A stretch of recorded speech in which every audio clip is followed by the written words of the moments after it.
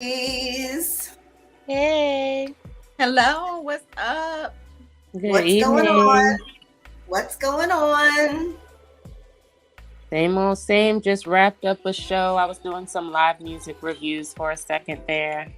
Yeah, I popped on and I saw you there on there real Yeah, quick. Looking good, yeah. sounding good, and all of I that. was I was definitely shouting us out. So hopefully we have some Yes. people tuned in to the comment section, Yep. giving I've some got feedback. Facebook pulled up so we can check those comments. We'll check the comments in the stream and also switch back and forth and see what's posted up on YouTube. So tonight, ladies, we're gonna have this conversation. We're gonna talk about colorism. We're going to dive into this conversation and we're going to talk about some ways in which it has either impacted us personally ourselves or if it's impacted someone that you know very closely. And if you have an experience and you want to kind of share, and let's just talk about, why is this such an issue in 2022 within our own communities? There's already enough strife and negativity going on and all kinds of hate and these different hate groups and a lot of negativity. We going through a pandemic, all these reasons why we can't get along, but we also can't seem to get along within our own communities. And then diving deeper into that within our own families, there is something, it's a disease called colorism, and it impacts families of color, the Hispanic community, the African American community, the Indian community, even the Asian community. If you are a certain shade that is of a darker tone, you're not held in as high of regard as those that happen to be lighter complected or lighter skinned. And so I wanted to talk about any experiences that you may have had in your growing up. I don't know what kind of environments you were in, things like that, and we'll go from there. Dominique, I'm going to start off with you. If you could tell us a little bit about your background, your mom, your dad, where you came from, and just kind of what your childhood was like. Sure. My mom is from Honduras. My father, he is Black and Dominican. He does have my grandmother, I believe, is African. Okay. So he does have, Afro descendant. So I am Afro Latina. Yes. Um, I was born in Honduras, but I was raised in Miami, Florida. Okay. So I don't know anything about Honduras, but I'm like an American baby because I've been here since I was a baby. Yeah. Growing up, I'm glad you're talking about colorism because that was something that I did experience. And some people think it's not real, but you can't say that, right? If you never experienced it, just say Right. you never experienced it. But it is Absolutely. real. I did have to, growing up, I was the darkest one. So I had like people call me, sometimes they'll call me black out of love. But at the same time, I was called black as an insult because I was not lighter skinned. So I was treated differently. And after today, I will probably have a lot of people calling me, but you can't hide the truth. And I was comfortable in my skin. I love my skin color. My dad, he is dark. My mom, she is lighter skinned. Um, but I always been comfortable in my color. It did hurt, the insults, towards my color when I was small. Um, because you don't know as a child. You don't know. But it just hurt it like from coming from people around you, people that you know and you love. So I did feel different. Um, and I feel like I was treated differently as a little girl. And when you said that you were the darkest one, Dominique, in your family, are you talking about your siblings? Are you talking about just your brothers and sisters? Or are you talking about in your family overall? Yes, well, most of the time I was on my mom's side of the family. Of course, everybody is light. Okay. Okay. So, yes, like I was the darkest one. So I did experience colorism within, people that we knew. Mm-hmm. Either it was friends coming over the house or something like that, or, people close to me that I loved dearly. Yeah. But yes. Wow. That's definitely an eye-opening experience. I didn't realize that you were born in Honduras. I learned something new about you every day. And who you are over here in the United States of America, and you have children. So your children, what do you consider them to be? Do you consider them to be Afro-Latino as well? Because you're mixed race, or do you just consider them to be Black? I just consider them to be Black. I mean, their father is Black, Yeah. Like we have a lot of mixtures in our family. Yes. So, at the end of the day, they Black. So that's what I consider them to be. One drop, and that's it, and then you Black. That's it. All right, Nataly, how about you? What was your experience growing up? Your backgrounds and in your family, what was the dynamic? Do you have any personal experiences with colorism? Or Yeah, and I was gonna chime in with Dominique when she said, in the Hispanic community, I'm also Afro-Latina. So in the Hispanic community, a lot of times they will say things like morena, or, we have a family friend, her name is Prieta, but that does mean Black. So they try to sometimes code it as like a term of endearment, but ultimately and subconsciously it's because it's rooted more deeply than just that, and it is hurtful because we, even though that was her nickname growing up, we try to call her by her actual first name, not her nickname. Like that, it is hurtful to people. For me growing up, I was the darkest on one side of the family and the lightest on the other side of the family. So thankfully, nobody ever made it apparent in the family. But I definitely saw, traces of it in public when we would be out with my mom. She is Puerto Rican and she is of, more fair skin. So they would kind of give us those looks where it's like, okay, you got, me and my brother, we look like mixed kids. So people didn't know, are they Black? Are they white? It's like, no, we're, Afro-Latino. My parents, they always instilled in us to have pride in, our African roots and just being Black people here in America. They always made sure we knew where we came from. So I think that was very important, during my childhood, is to have a sense of pride in my roots in Mobile on my dad's side and in Connecticut, on my Hispanic side. So,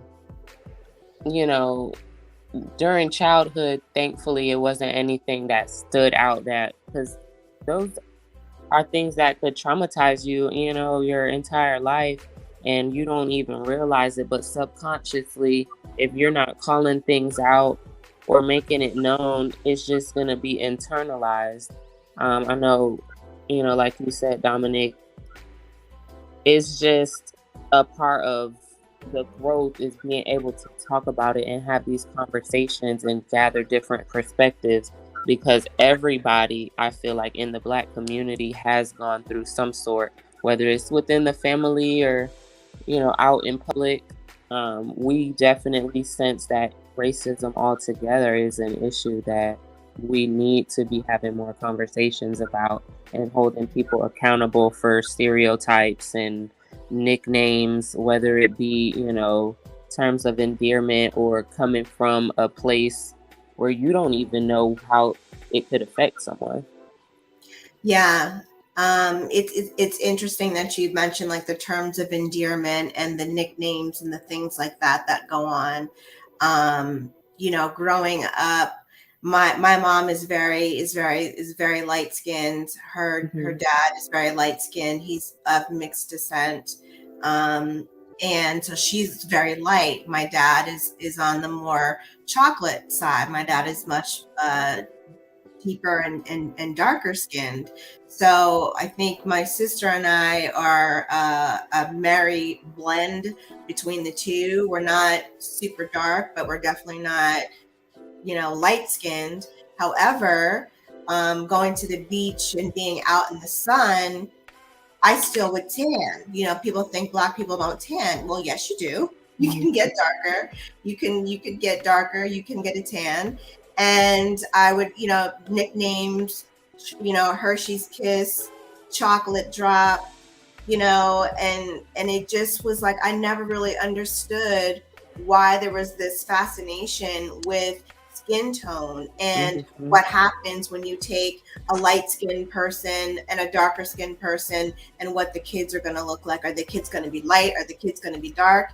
And I've seen people and even in my own family where they have the exact same parents, the same mom, the same dad, but we've got every shade of melanin on the board. You've got your very, very light and fair and freckled, and then you have your deeper and your darker skinned toned.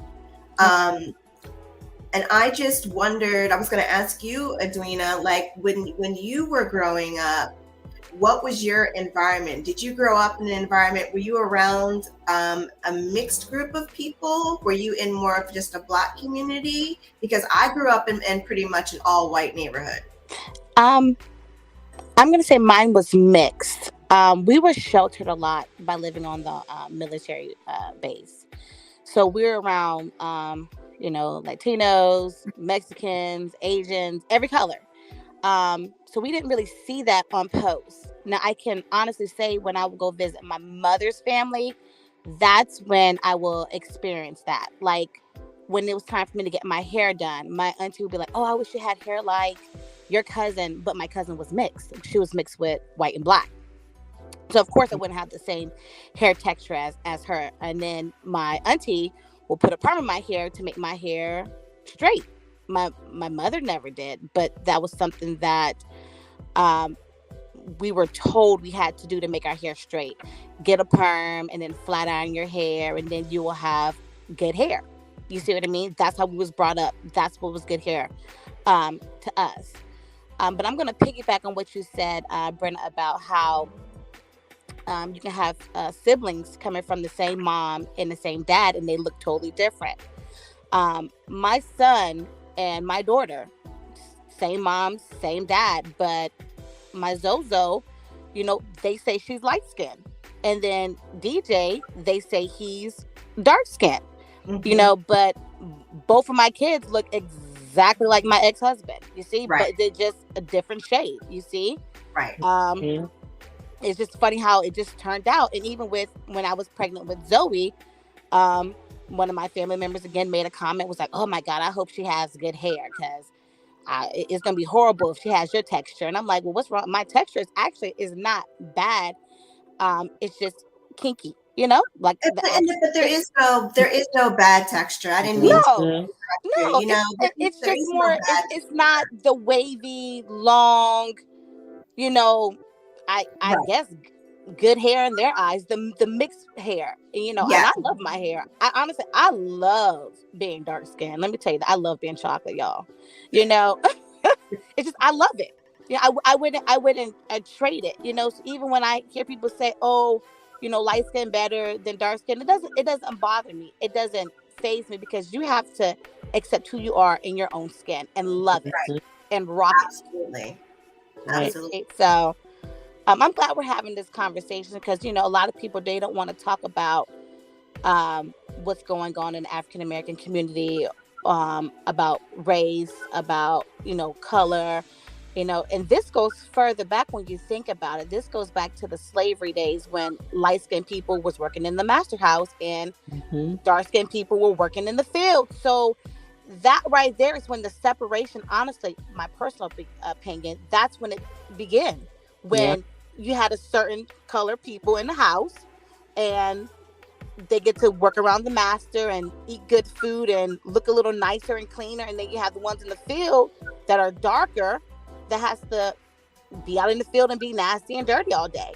And listen, the ones that was working in the house, that's why we got the diluted down different shades and tones and biracialness we've got now anyway. Exactly.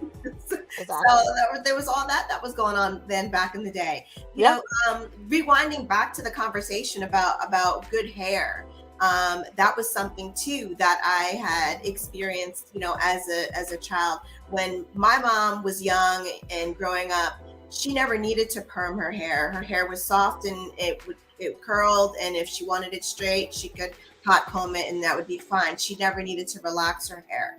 I don't have that texture. My hair is a curly, coily, in its natural state. And so I would have to, if I wanted straight hair, I would have to either relax it, which I used to do that. I stopped relaxing 10 years ago and went with Team Natural. But that was something, Brenna, that was always a consideration. It was like, it would be great if your hair was soft like Linda's because it's easy to do. It's easy to brush. You can put it in the ponytail. You can do this. Exactly. But me, and then I'm tender-headed. I'm sitting there, and it's an all-day process, and tears. And it's like, people don't understand when they're making those comments and they're referencing, hopefully your baby has good hair. Or I'm glad I have boys because they just go to the barbershop and there isn't anything for me to worry about. That's not fair. I think that's, And you know what, Brenna, she actually, my daughter, thank God, she has a good grade of hair and she is perfect the way she is. Even if she didn't have the type of grade of hair she was or the skin complexion, it doesn't matter. I'll still love her the same. You know what I mean? Right. But This reminds me also, I don't know if you guys ever seen on, I think it's on Netflix, Madam C.J. Walker. She has a series on there about, light skin, dark skin, good hair, bad hair. And you see it on there, how the light skinned woman in the film doesn't want her to advertise the business because she's dark skinned and has nappy hair. But when Madam C.J. Walker was actually advertising the hair products, she sold more than the woman with the good hair. It was an image. She wanted somebody that was small, petite, good hair. And it's messed up that it has to go that way. And it's sad that we're in 2022 and we're still going through it. But we have to do better, guys. And that just brings me to say that I don't think it's really hard, especially with some people in the Latin community, to be accepted when you're a darker skin color. I've heard all type of things. Oh, you don't want to have a baby by another black man. I mean, you're black, your kid's going to come out dark. They're going to look and like what's wrong with and you're supposed to better the race. So, well, what is bettering the race? Yeah. I mean, you're tripping. Like, I'm black, so what is you? Right. It's just the ignorance of some people. So I actually did experience that very close to me. It was just like an ongoing thing. Like, and there's a lot of people, a lot of people that have experienced this, and that's why you have to come out and talk about it. Like Amar said, you can't block the sun with one finger. The truth is the truth. Right. So yes, I would also experience that. You don't want to marry another black person because I mean, I guess for them the saving grace of me was my hair, that I got good texture of hair, I guess. Yeah, so I mean that made me a little bit, up the scale a little bit. Yeah, But it's it's like, why do we have these values that were set by I don't know who, that decided that having a good grade of hair, long hair, curly hair, long straight hair, long curly hair that was soft and easy to comb through, a lighter complexion. Back in the day when segregation and all that was going on, you had lots of instances and stories about Black people that were passing as white. They were passing as white people so that they could get ahead in society and they could move forward and they could do things like go to school and go to the specialty department stores and things like that, that other people of color were not allowed to do because their skin was too dark. There was another article that I was reading that talked about the paper bag test. If your skin was darker than a paper bag, then there was no way that you were going to be able to pass for being lighter skinned. And even going to Beyonce dad talked about that too. Yes. Oh, yeah. Well, I definitely didn't pass the paper bag test. No. No. And I can think of, several experiences that I had through childhood and high school and being in school. And, it's girls and guys are getting to know each other. Your hormones are going, you're flirting. You might have a crush on somebody. You like somebody. There would be boys that would like me, but it would always have to be a secret. It would never be that they could express that they liked me and it be out in public, because God forbid everybody knew that they liked a Black girl. Mm-hmm. And it was like, oh my gosh, when my prom date was a white guy. I went to the prom with a white guy. There was 4 Black people in my school, y'all. What was I gonna do? Wow. I mean, what was I gonna? Right. The pickings was slim. The pickings were slim. And then I would get, and you're pretty for a dark skinned girl. I don't usually date dark skinned girls, but you're pretty, and it's like, that's a backhanded compliment. Mm-hmm. Brenna, that is so true. I in high school I dated a German. I never dated African American men until I came to the States, because even when I came to Atlanta, I was dating a white guy, and it was such like a big thing that an African American woman is dating a white guy. It was just like forbidden here, and I didn't understand why. And I like dark skinned guys. I like dark skinned guys, but dark skinned guys, to be honest, they never approach me. I either get Hispanic, white, or light skinned guys. That's it. Never dark skinned. Don't know why.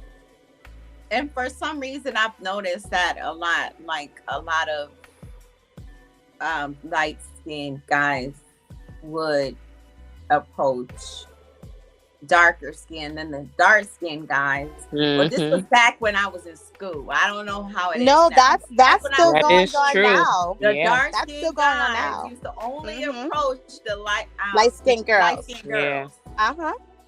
That's true. I saw that every day.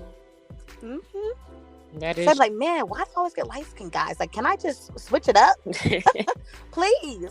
Even that's a joke too, though. It's all the stereotypes and jokes that keep perpetuating these patterns.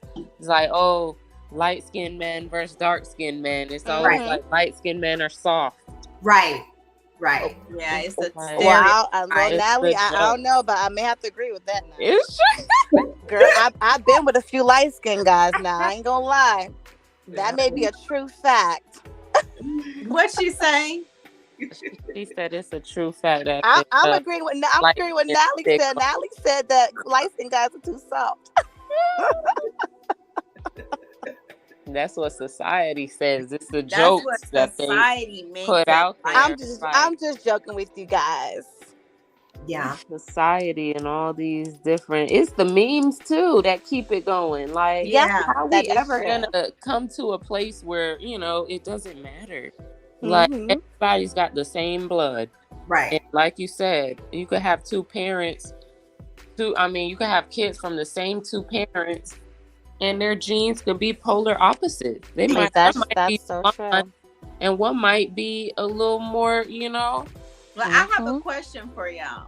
Yeah. Do you all think light skin get complimented more than dark skin?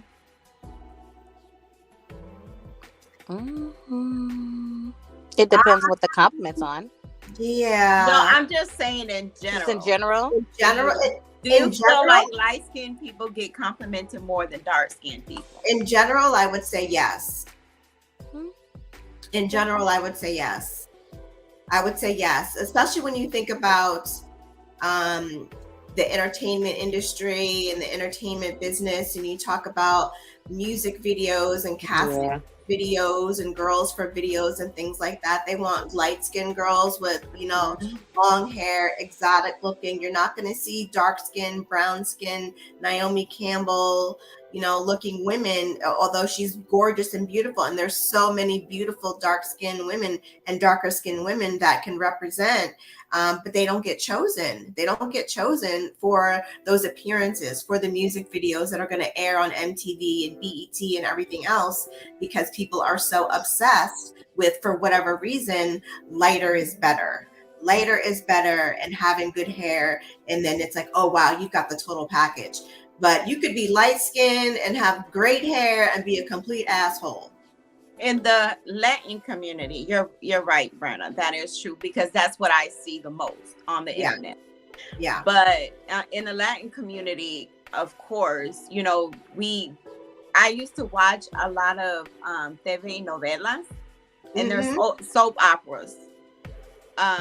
But I've never really seen nobody of color. Like, the only person that I grew up seeing of color was Celia Cruz. So she was very famous, and she kind of gave an opportunity for other women. But like, I would say, why they never get those roles? That is true. It was just light people.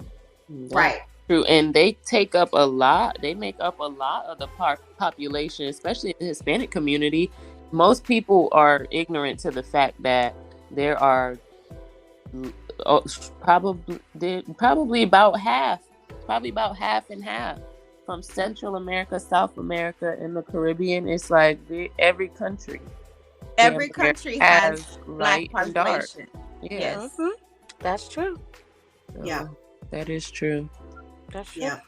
Yeah. I think even there's in a India, lack of representation in the Latin community, as far as darker skinned people, black people. And what were you saying, Edwina, about India? I said even in India, they have that too, where they have Yes. a darker community, and they actually have them isolated in one part of India, and they're not allowed to have certain jobs either. Like, Wow. they have to have the jobs of like being the maid and like the low paying jobs. They're not allowed to have like the high paying jobs, like being a doctor or a lawyer, anything like that, because they're dark skinned. Oh, That's sad. that is sad. Yep. What are some steps? What are some steps that you think we can take to turn this whole dialogue around and get us away from being so focused on the complexions and the grades of hair that people have on their head? Why can't we just focus on what's inside a person's heart? What's in their spirit? What kind of personality are they? Are they humble? Are they giving? Are they loving? What about those factors? Because you could have, like I said, you could have all these amazingly great features. You could have a gorgeous light-skinned person with great hair, a gorgeous dark-skinned person with great hair. But at the end of the day, if they're just gorgeous on the outside and they're crappy on the inside, I mean, what have you really accomplished? What have you really gained? Like, guys in school would think that they would get it's a prize if you get the girl that's the prettiest, that's the cheerleader, and she's got the blonde hair and the blue eyes and the this and the that, and they get all excited. Or if a guy is like, yeah, my girl, she bad, she light skin, long hair, this, that, and whatever. I dated someone that was like, I don't even date dark skinned girls, and I was like, And then they say they're not a colorist. That's just not my type. that's just not my type. That's racist. And I'm like, oh. Now that's a good example. And now it was stunning. Like, it stunned me. And then when I saw pictures of people that he had dated previously, yeah, they were all very, very light skinned with, really long curly hair.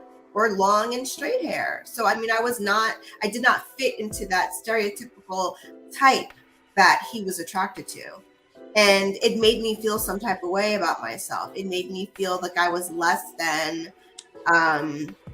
attractive and I wasn't as pretty because I didn't possess those particular qualities and those particular features. It's like a cycle, because I heard this too. Like, let's say a darker skinned guy, I've heard that, but this is not for everybody. So this is just one person, Okay. that he would want to have kids with a lighter kid. So, with a lighter woman, so his kids don't have to go through the sort of racism that he went through. So that would be his reasoning for it. But at the same time, I think it just takes educating people, because it's an ignorance. You don't see the more well-rounded Black people thinking like that. We're more accepting. We're more modern. We have more like forward ways of thinking. So really, I think it comes with educating people, cutting the jokes and the bullshit about it, and just being optimistic towards, everybody in general, because just because you're light does not mean it's right. There's fucked up people that's dark skinned. There's fucked up people that's light skinned. You can't judge people until you know for yourself. Yeah. And Brenna, to answer your question about what can we do, this is a great platform, getting out here and talking, educating people, because a lot of people didn't know also about Afro Latinos, because they really don't speak up. Right. Letting people, like, most of them don't speak up.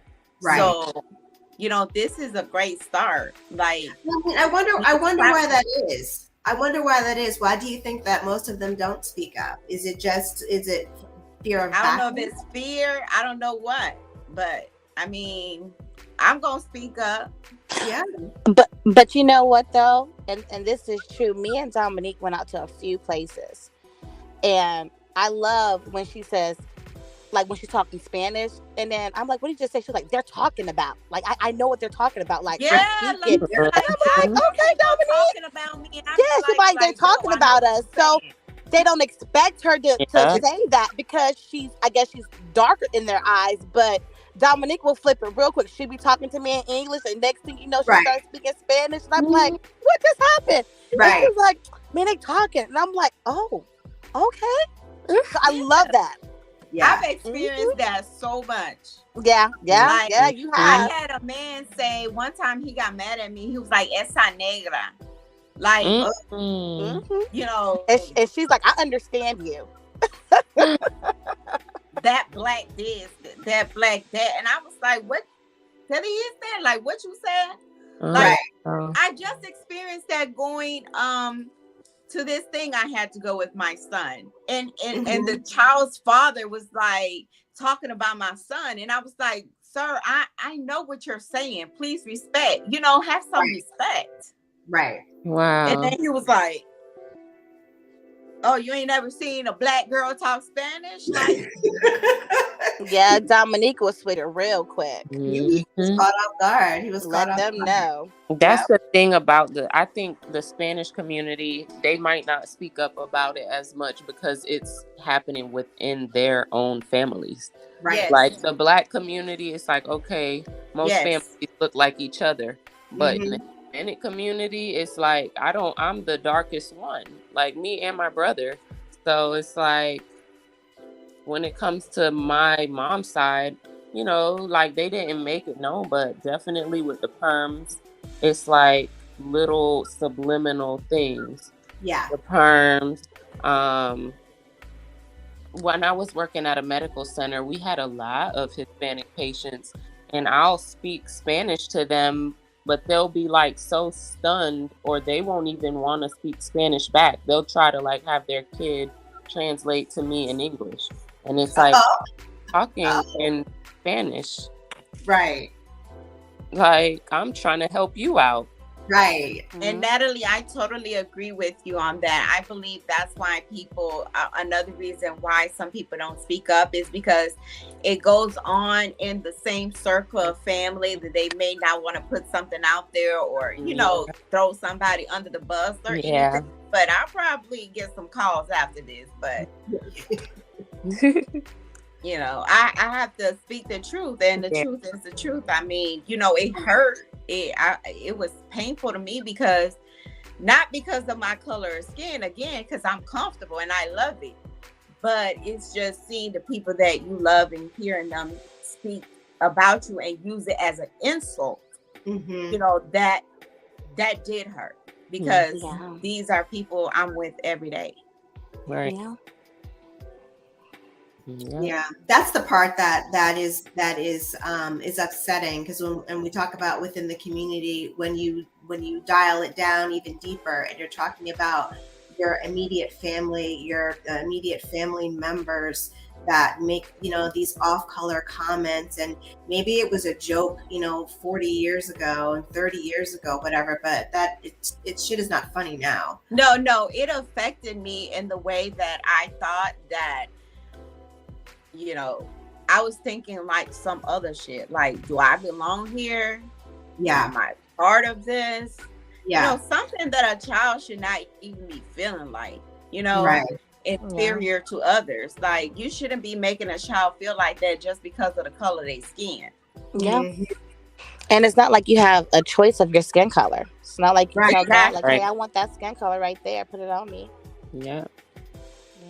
So, Which then leads me to ask this question about, there's been a lot of different stories, speculations and posts and things like that with certain celebrities and certain artists that have been accused of whitewashing their skin or bleaching their skin or lightening their skin or photoshopping themselves to make themselves appear much lighter than they are, so that they are more appealing to the masses. Do you think that because the cover of magazines and what we see on television and what we see on social media is also driving what's going on within the household? Because what is defining what's beautiful and what's attractive? Shouldn't that be coming from the home? Shouldn't you be hearing from your parents, you've got a gorgeous complexion, you're a beautiful Black woman, you're a beautiful Afro-Latina, your hair is this is how we're going to take care of it. I mean, all of those lessons would have been great confidence boosters for me, instead of me feeling like I was left to try to figure it out, amongst the cast of the Jersey Shore. Because I mean, that's literally where I grew up. And it was hard. I mean, it was really, really, really, really hard.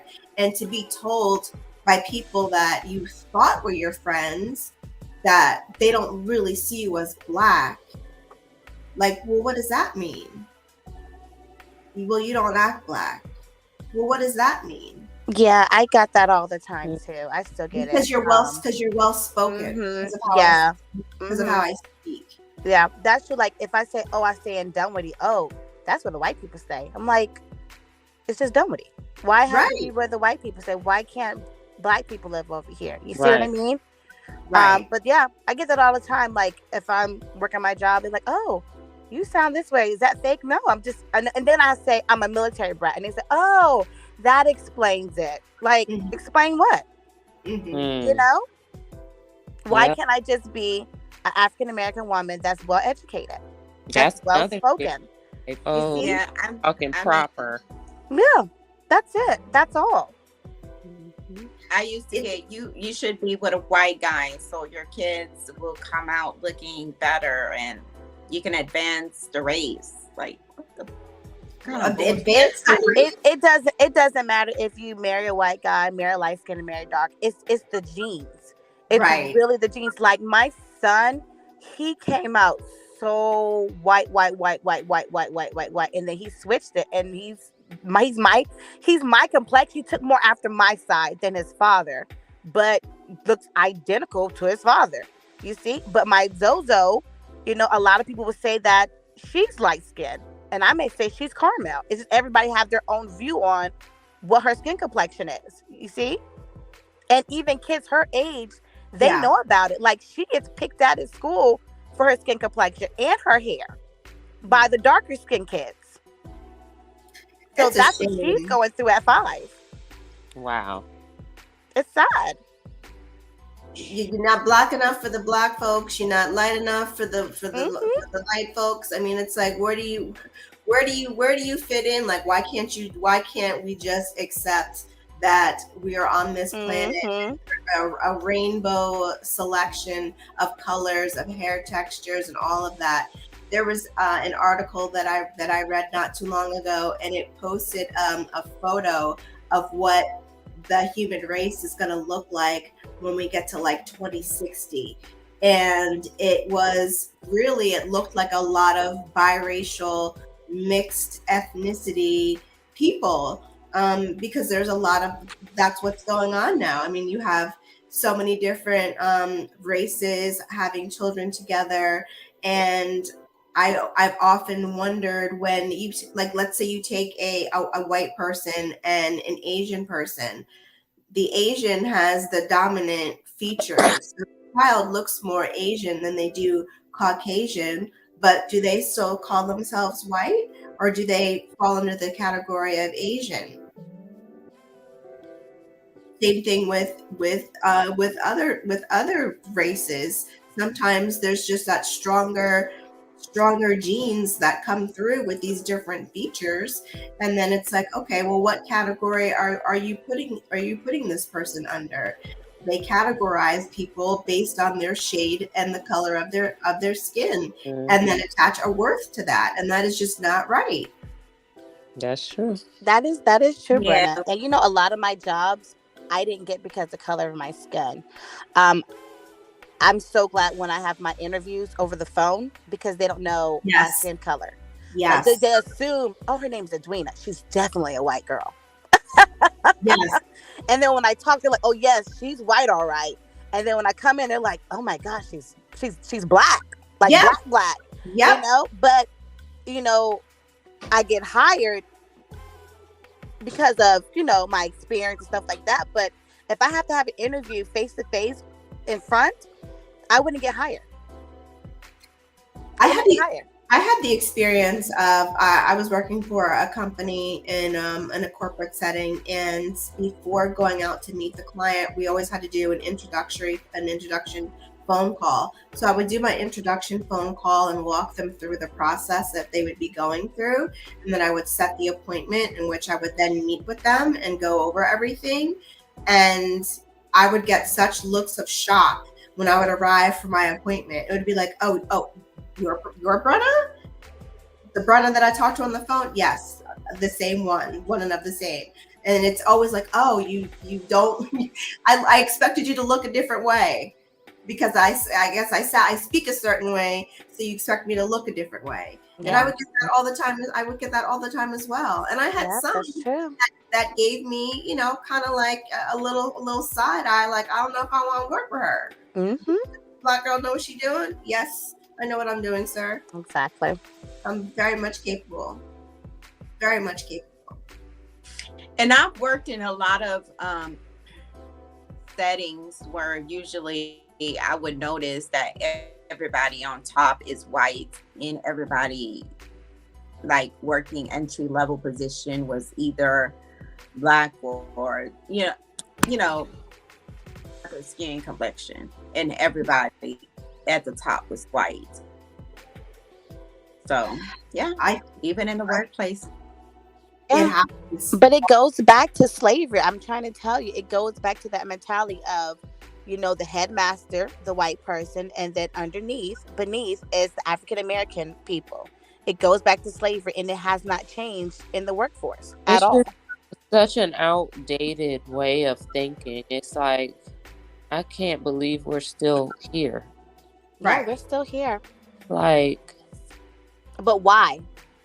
Why are we still here? Keep perpetuating it through the little shit that is like supposed to be a joke, or beating around the bush, or a little meme. Oh, it's just funny, just laugh it off. It's like, okay, that shit is not funny, because then it's, you know, I'm looked at like, oh, she has it easy all the time, or oh, things are just handed to her. She's soft, she's a baby, she's innocent. It's like, You know, I work hard for everything I have. Right.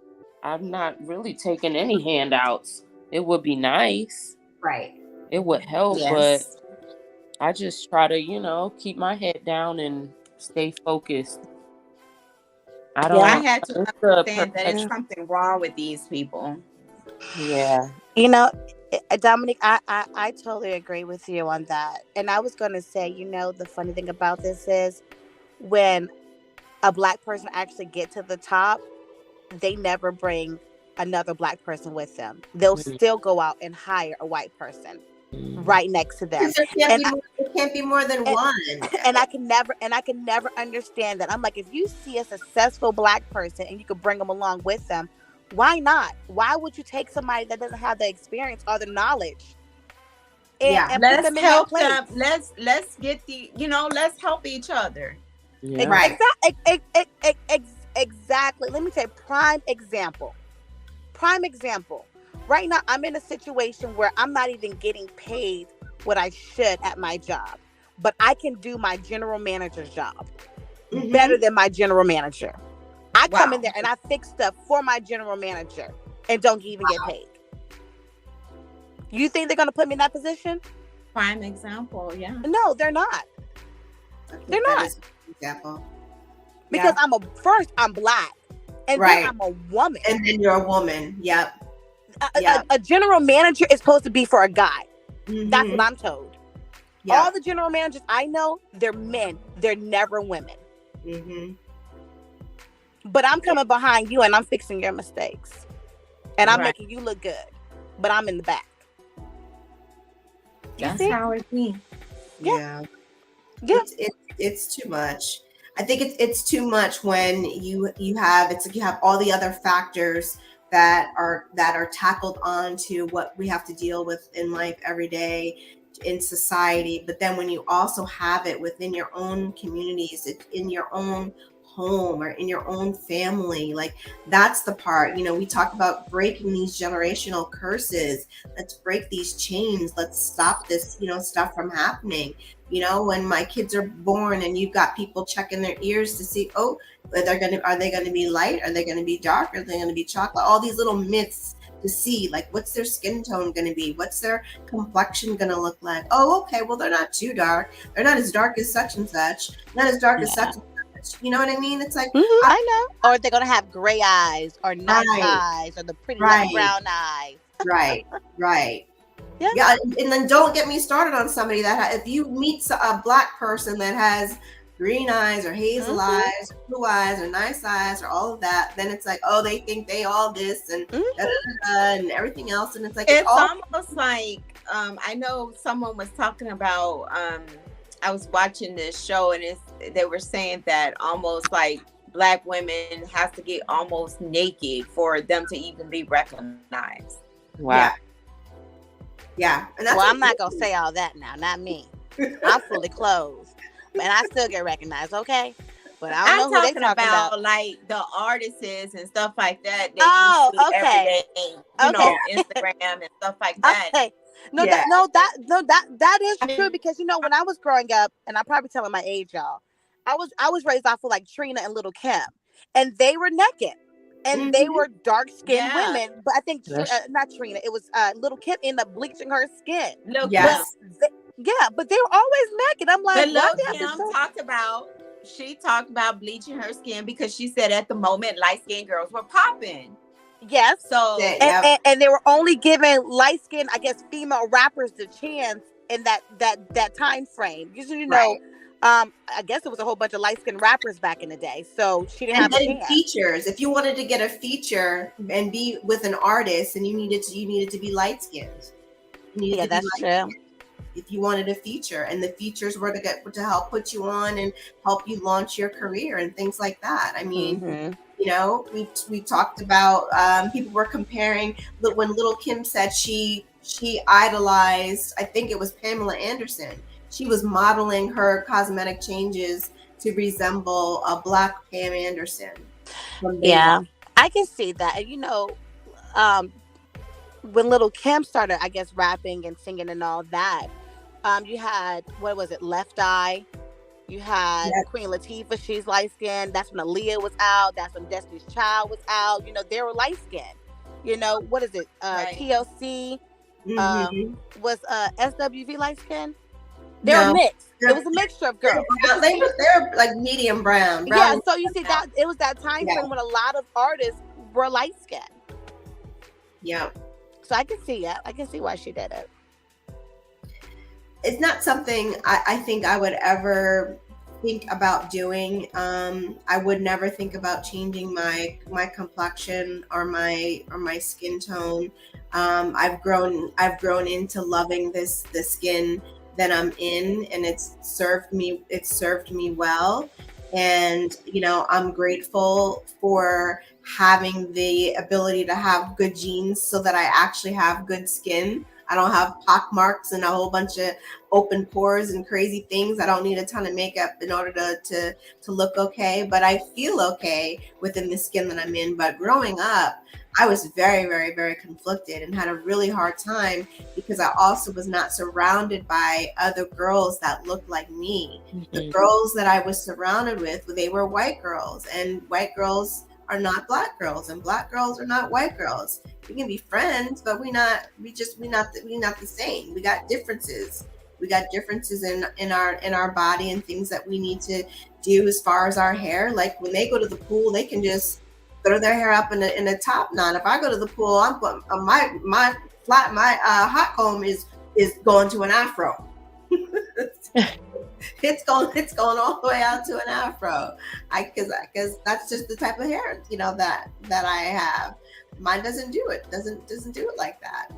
And even my kids will ask, you know, questions about skin tone and complexion, and I'm like, you know, we're black, but what does that mean? Like, what does that mean? It means, you know, we're African American. This is where we've come from.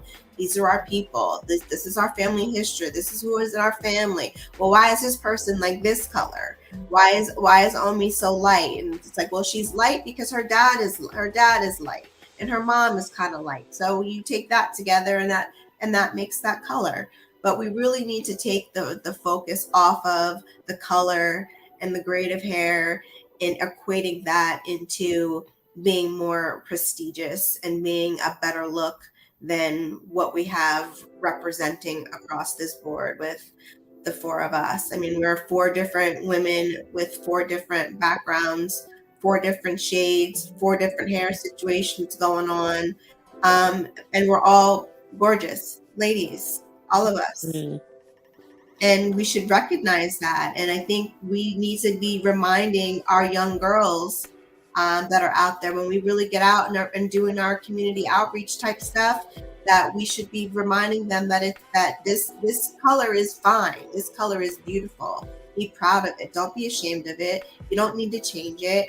You don't need to bleach it. If you want to put some bronzer on and highlight and sparkle, that's cool.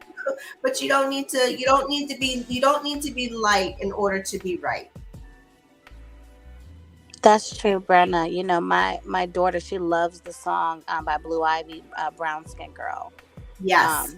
And I always let her listen to it so she can remind herself that, you know, she has to love the skin that she's in. You know, she has to love being a brown skin girl. Because brown skin girls, they're special like light skin girls and white skin girls and all the little girls. But, you know, you're special because you have, you know, golden brown skin. Yeah, absolutely. That's right. And love your skin color, embrace it, love yourself. That's my message for tonight. Yeah, exactly. I would co-sign with that. Love the skin that you're in. And I think that, you know, we need to continue having the dialogues and the conversations, especially about what's going on within our communities and within our families, because that is the only way that we're going to be able to put an end to some of these curses and the generational curses that we've talked about on previous podcast episodes. So I thank you, ladies, for chiming in tonight with your personal experiences and your stories. You guys that have tuned in and posted your comments on Facebook, thank you so much for joining us today, and shouts out to y'all. Make sure you are following us on Instagram at Real Chill Conversations. Go to the YouTube page, Real Chill Conversations. subscribe, and turn your notifications on. And does anybody have anything else to say before we wrap it up? No, that was it. That's it. I agree with Nataly. That's it. Great All right, conversation, ladies. Yeah. All right, guys. Have a good night. Until next Wednesday. All Next right. See y'all next Wednesday. See you Wednesday. there. All right. Bye.